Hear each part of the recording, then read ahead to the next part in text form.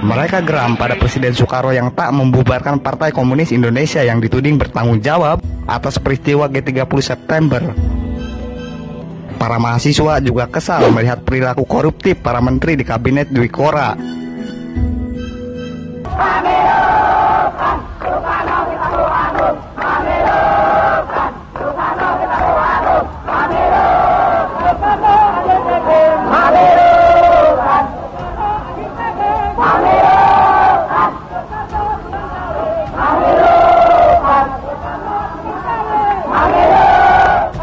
Januari 1966, teriakan Masa Kesatuan Aksi Mahasiswa Indonesia, "Kami itu membakar langit Jakarta." Di tengah kesulitan rakyat, para menteri hidup berfoya-foya. Selain itu, perekonomian Indonesia nyaris ambruk. Harga BBM naik dari Rp4 menjadi Rp250. Harga-harga langsung melambung. Beras dan kebutuhan pokok lain menghilang dari pasaran. Kalau ada, harganya naik puluhan kali lipat. Suhokgi, salah satu tokoh mahasiswa 66, mengutip penjelasan seorang perwira. Dia menilai keputusan buruk di bidang ekonomi sengaja dilakukan pemerintah untuk mengalihkan isu pembubaran PKI dan membuat Jakarta chaos. TNI yang saat itu mendapat simpati masyarakat akan berbalik dimusuhi rakyat jika menindak rakyat yang bergerak. Dalam hal ini jelas PKI yang diuntungkan. Presiden Soekarno terkesan enggan membubarkan PKI karena hanya PKI lah yang menjadi penyeimbang kekuatan TNI Angkatan Darat. Sedangkan soal harga-harga yang semakin naik, wartawan senior Rosihan Anwar menulis, jika para menteri melarang pejabat memberikan laporan situasi sebenarnya pada Bung Karno, alasannya takut bapak marah.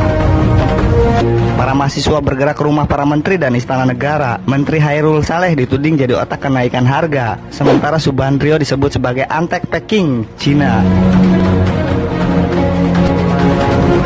Mereka juga membuat tulisan yang membuat Soekarno berang, "Stop import istri" atau "Istana Sarang Lonte". Soekarno marah-marah, dia membubarkan kami. Namun gerakan mahasiswa dan pelajar tak surut. Demonstrasi besar-besaran terus terjadi. Salah satu problem di Indonesia ini, orang nggak tahu sejarah, malas belajar sejarah. Saya beri beberapa contoh. Kesalahan pemerintah karena tidak mengerti sejarah. Dan juga mungkin ini pemimpin Islam juga banyak yang melakukan kesalahan karena tidak begitu mempelajari sejarah, tidak mengerti. Contoh yang selalu saya kemukakan, kalau nggak salah di TV tadi malam saya ulangi lagi, Bung Karno. Bung Karno itu menjelang Gestapo mengembangkan ideologi Nasakom. Masih ingat? Kalau usia Anda masih sekitar usia saya 77, tentu ingat. Tapi yang muda-muda mungkin nggak ingat. Jadi Nasakom ini gagasan Bung Karno tahun 26. Setelah pemberontakan PKI, Silungkang, Jakarta, dan Banten. Kalah, tumpas oleh Belanda. Dan pemberontak dibuang ke Bovendigul. Bovendigul itu di Papua sekarang. Bung Karno melihat pemberontakan itu gagal karena tidak ada persatuan. Itu komunis saja. Jadi Bung Karno mengajak persatuan nasionalis, Islam, dan komunis. Nggak ada masalah waktu itu. Kenapa tidak ada masalah? Komunis belum jadi ancaman bagi orang Indonesia. Tahun 48, bapak-bapak, ibu-ibu, mudah-mudahan belajar sejarah, tahu ada pemberontakan PKI di Madiun. Banyak korbannya. Korbannya itu banyak alim ulama, ya, perwira-perwira TNI, tokoh-tokoh birokrasi, dan sebagainya. Sejak itu, cara orang Indonesia yang bukan komunis melihat Indonesia itu sebagai ancaman. Lalu terjadi apa yang sebagian besar kita ingat, Gestapo tahun 65. Sejumlah jenderal itu dibunuh oleh PKI. Keadaan itu memperburuk kemungkinan mengembangkan persatuan berdasarkan Nasakom. Akhirnya akan Bung Karno tersingkir dan Nasakom Itu tidak dibicarakan lagi, habis sudah sejarahnya. Nah, ini adalah pengalaman yang terekam dengan baik di kalangan orang-orang yang pernah menjadi korban PKI. Siapa itu? Orang-orang Islam yang banyak disembelih oleh PKI dan tentara.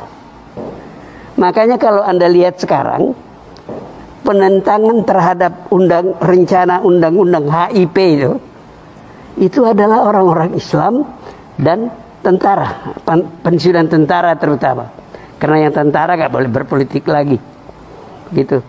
Nah, saya mengatakan seandainya Bung Karno tahun-tahun demokrasi terpimpin sejak 59 sampai tahun 65 menyadari, mempelajari sejarah itu, beliau tidak berkutat mempertahankan Nasakom. Karena mempertahankan Nasakom itulah maka dia akhirnya tersingkir. Nah, ketika undang-undang HIP itu mulai muncul, orang Islam teringat, ini kalau dibiarkan ini akan kembali kepada Nasakom. Tentara juga ini berbahaya. Kalau ini dibiarkan, itu bisa kejadian pembantaian seperti dulu. Nah, apakah ada kemungkinan ke sana? Apakah ada bahaya itu ada? Saya adalah orang sejak beberapa tahun terakhir berapi-api bicara, baik di kuliah-kuliah saya, ceramah-ceramah saya, dan di televisi. Apa yang saya katakan? Komunis itu sudah bangkrut. Uni Soviet bubar. Cina jadi kapitalis. Vietnam jadi kapitalis. Ada partai komunis di negeri itu. Tapi ideologi komunis tidak lagi mereka jalankan. Tapi kalau Anda tanya, saya baca kemarin ada berita dari Beijing, Xi Jinping itu masih menyebut komunis. Tapi nggak ada praktik komunis lagi. Saya berkali-kali ke Tiongkok, itu kapitalis betul. Sudah mati itu ideologi. Lah kok masih takut kita di Indonesia? Pengalaman kita menunjukkan di zaman Nasakom sebelum Gestapo, PKI itu berlindung di balik Soekarno untuk menindas orang Islam. Hamka di penjara, sejumlah tokoh-tokoh Masyumi di penjara, tokoh-tokoh Islam. Selain orang seperti Mokhtar Lubis, ya, orang seperti Syahrir, itu semua musuhnya PKI, penjara. Baru bebas setelah Gestapo, dibebaskan oleh pemerintahan Orde Baru.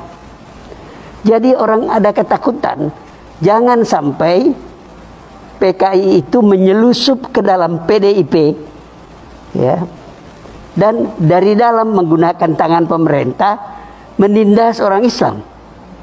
Jangan lupa ada anak PKI namanya Ripka Ciptaning, pernah dengar gak? Yang menulis buku Bangga Jadi Anak PKI. Oke? Dan dia itu adalah pengurus PDIP. Dan dia mengatakan di partai itu ada 2 anak PKI. Apakah dia mau mendirikan partai komunis? Tidak. Tapi dia bisa menggunakan kekuasaan itu meminjam tangan pemerintah, membalaskan dendamnya kepada orang-orang Islam. Ini yang ditakutkan oleh orang Islam, bukan partai komunisnya.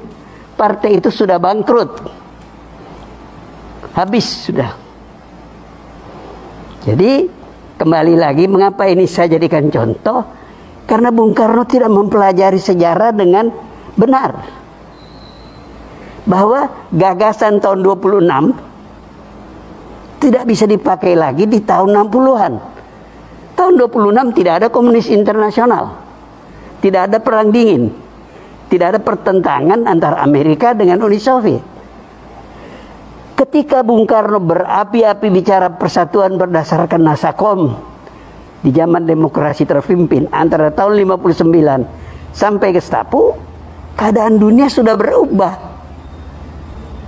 Perang dingin luar biasa hebatnya. Dan Indonesia tidak bisa terbebas dari perang dingin itu. Tidak ada negara yang bisa bebas dari pergolakan zaman itu. Nah, seandainya Bung Karno belajar sejarah dengan baik, dia tidak paksakan kehendaknya untuk masyarakat Indonesia. Akibatnya fatal, berapa banyak orang terbunuh setelah Gestapo itu. Tidak semua orang itu komunis, banyak yang nggak ngerti apa-apa. Saya termasuk wartawan pertama yang datang ke Pulau Buru tahun 68 saya kira. Pertama, gelombang pertama orang-orang tahanan itu dilepas. Saya interview beberapa orang. Yang saya ingat ada seorang pakai kopiah haji di tengah-tengah lapangan gitu. Saya datangi, Bapak Haji ya? Ya Pak. Loh, Bapak kok PKI? Dia bilang, katanya Pak, PKI itu Partai Kaji Indonesia. Coba lihat lihainya komunis itu. Kaji. Jadi ini Bapak ini nggak ngerti apa-apa. Dipropagandai, mungkin dapat fasilitas, dan PKI kan jago dalam soal-soal seperti itu. Dia bagi-bagi tanah para ulama, para pesantren begitu, kepada orang-orang yang tidak mengatakan nih, ini orang-orang Islam ini kapitalis memeras rakyat, kamu ambil tanahnya. Nah, ini kemudian menjadi bahan konflik, sehingga setelah Gestapo banyak pembantaian terhadap orang-orang PKI karena dia dulu merampas tanah-tanah wakaf, tanah-tanah para haji yang dianggap sebagai pemeras dan sebagainya. Nah, dari pengalaman sejarah itu, tadi saya melanjutkan uraian Anda mengenai pentingnya sejarah itu. Dari pengalaman itu kita lihat, kalau tidak hati-hati membaca sejarah, Anda akan berbuat salah. Contoh yang baik, di tahun-tahun 20-an, 30-an,